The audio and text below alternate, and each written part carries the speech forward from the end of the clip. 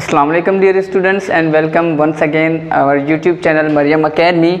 तो dear students, इससे last lecture में हमने डिस्कस किया था डिस्क्रिमिनेंट ऑफ क्वाड्रेटिक इक्वेशन को, जिसको ऑलरेडी मैंने यहाँ पे लिख लिया है ताकि शॉर्टेज ऑफ टाइम के लिए और हम कुछ एग्जाम्पल इस पे कर सकें। तो इससे पहले हमने लास्ट लेक्चर में ये सीखा था कि अगर हमारे पास डिस्क्रिमिनेंट ज़ीरो होता है तो दोनों रूट्स क्या होंगे, इक्वल होंगे। और अगर डिस्क्रिमिनेंट पॉजिटिव होता है यानी कि ग्रेटर देन ज़ीरो होता है तो हमारे पास बोथ रूट्स क्या होंगे, रियल एंड अनइक्वल भी होंगे, रियल एंड अनइक्वल भी होंगे। मतलब ऑफ कोर्स ही बात है, इक्वल का तो एक ही केस है, बाकी सारे केसेस हैं अनइक्वल के। और अगर डिस्क्रिमिनेंट हमारा लेस देन ज़ीरो होता है तो रूट्स हमारे क्या होते हैं, इमेजिनरी या कॉम्प्लेक्स एंड अनइक्वल भी होंगे। अनइक्वल अंडरस्टूड है, इक्वल सिर्फ एक ही केसेस में होगा। और यहाँ पर भी हमारे पास डिस्क्रिमिनेंट अगर पॉजिटिव हो और परफेक्ट स्क्वायर हो तो रूट्स हमारे पास रेशनल एंड अनइक्वल। तो इन चार प्रॉपर्टीज़ पर हमारे पास ये चार एग्जांपल्स हैं और आज हम इनको डिस्कस करने जा रहे हैं। Use the discriminant to find the nature of roots of the following, यानी कि हमें सिर्फ सॉल्व नहीं करना, इनको सॉल्व नहीं करना, जस्ट हमें बताना है कि इनके रूट्स क्या होंगे, इनके के रूट्स हमारे पास क्या ये रूट्स इक्वल होंगे, क्या ये रूट्स रेशनल होंगे, कॉम्प्लेक्स होंगे। तो बेटा अब टाइम आ चुका है कि हमने जैसा पहला लेक्चर में हमने डिस्कस कर चुके थे डिस्क्रिमिनेंट के हवाले से, तो इस डिस्क्रिमिनेंट के बेसिस पर ही हमारा ये एग्जाम्पल है जिसमें हमने यूज़ करना है डिस्क्रिमिनेंट और फाइंड करने हैं कि हमारे पास नेचर ऑफ रूट्स क्या होता है। तो अगर डिस्क्रिमिनेंट आपका ज़ीरो है तो रूट्स इक्वल हैं, और अगर डिस्क्रिमिनेंट पॉजिटिव है तो रूट्स आपके क्या होंगे, रियल और अनइक्वल होंगे। अगर डिस्क्रिमिनेंट लेस देन ज़ीरो है यानी कि नेगेटिव है तो आपके रूट्स होंगे इमेजिनरी एंड अनइक्वल। और अगर आपका रूट्स है तो पॉजिटिव पर परफेक्ट स्क्वायर भी है साथ में तो आपके रूट्स होंगे रेशनल एंड अनइक्वल। तो इसको पहला क्वेश्चन को हम सॉल्व करने जा रहे हैं, जो कि हमारे पास क्या है बेटा, x square plus 5x minus 14 बराबर 0। तो बेटा हम जानते हैं कि हमारे पास जो क्वाड्रेटिक इक्वेशन का स्टैंडर्ड फॉर्म हमने पढ़ा था वो क्या था बेटा, क्वाड्रेटिक इक्वेशन का स्टैंडर्ड फॉर्म वो था ax square plus bx plus c is equal to 0। और यहाँ पर आपका a नॉन ज़ीरो होना चाहिए, ये कंडीशन थी ना, a क्या होना चाहिए, नॉन ज़ीरो होना चाहिए। तो यहाँ पर एक्स स्क्वायर का कोफिशिएंट a होता है, x का कोफिशिएंट b होता है, और जो कांस्टेंट है उसको हम c का नाम देते हैं। तो बेटा यहाँ पर आपके पास जो a है, एक्स स्क्वायर का कोफिशिएंट क्या है बेटा, 1। तो एक्स स्क्वायर का कोफिशिएंट आपके पास क्या है, 1। x का कोफिशिएंट क्या है, 5। तो उसको किसका नाम देना है, x के कोफिशिएंट को b का। तो b की वैल्यू क्या होगी, 5। और जिसके साथ वेरिएबल नहीं है वो कांस्टेंट है, उसको नाम क्या देना है, c। तो c की वैल्यू यहाँ पर क्या है हमारे पास, -14। तो बेटा हमारे पास डिस्क्रिमिनेंट की प्रॉपर्टी हमने पढ़ी थी, वो किसके बराबर होता है, b square minus 4ac, b square minus 4ac। तो बेटा हमारे पास b क्या है, 5, तो 5 की स्क्वायर माइनस 4, a की वैल्यू हमारे पास 1 है और c की वैल्यू हमारे पास -14 है।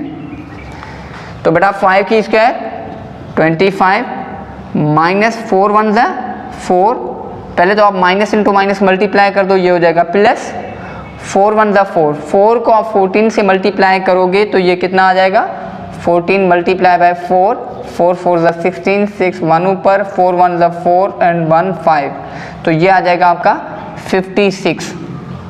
तो बेटा इन दोनों को ऐड करें तो 6 और 5 आपके पास होंगे कितने, 11, एक ऊपर, 1 और 5 6, 6 और 2 81।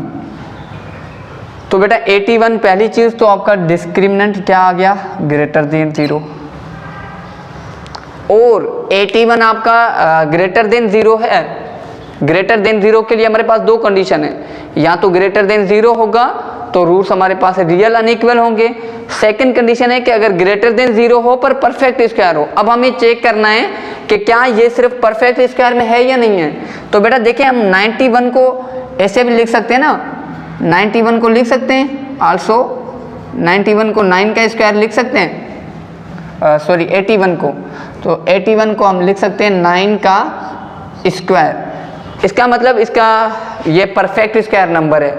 इसका मतलब क्या हुआ बेटा, ये परफेक्ट स्क्वायर नंबर है, इसका स्क्वायर फॉर्म में लिख सकते हैं। तो अब ये वाली कंडीशन आएगी या ये वाली, तो बेटा ये वाली कंडीशन सिर्फ पॉजिटिव बताने के लिए है। ये वाली कंडीशन कहती है कि अगर पॉजिटिव हो और परफेक्ट स्क्वायर हो, तो ये हमारे पास पॉजिटिव भी है और परफेक्ट स्क्वायर भी है।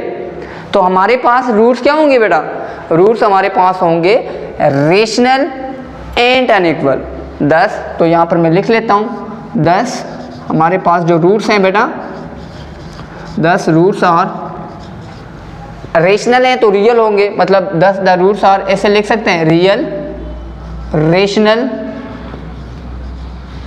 And unequal.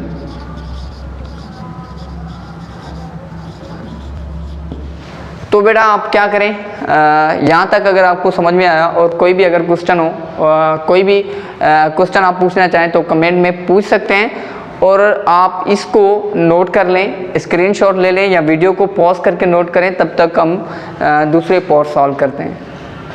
सेकंड हमारे पास जो पार्ट है बेटा, इसको हम देखेंगे। ये हमारे पास है 5x² + 3x + 1 = 0। तो यहाँ पर देखें, मैंने कहा x² का कोफिशिएंट a होता है, x का कोफिशिएंट b और कांस्टेंट c। तो यहाँ पर आप देखेंगे तो a की वैल्यू हमारे पास क्या है 5, b की वैल्यू 3 और कांस्टेंट की वैल्यू 1 है। हमारे पास डिस्क्रिमिनेंट किसके बराबर होता है बेटा, b² - 4ac। तो बेटा b की वैल्यू आपके पास क्या है 3 का स्क्वायर -4, a की वैल्यू 5 और c की वैल्यू 1। तो बेटा ये क्या आएगा 3 का स्क्वायर 9 माइनस यहाँ पर 4 5 20, यहाँ पर -20। तो ये आ जाएगा आपके पास माइनस का 9 - 20 कितना होगा माइनस का 11, विच इज़ लेस देन 0।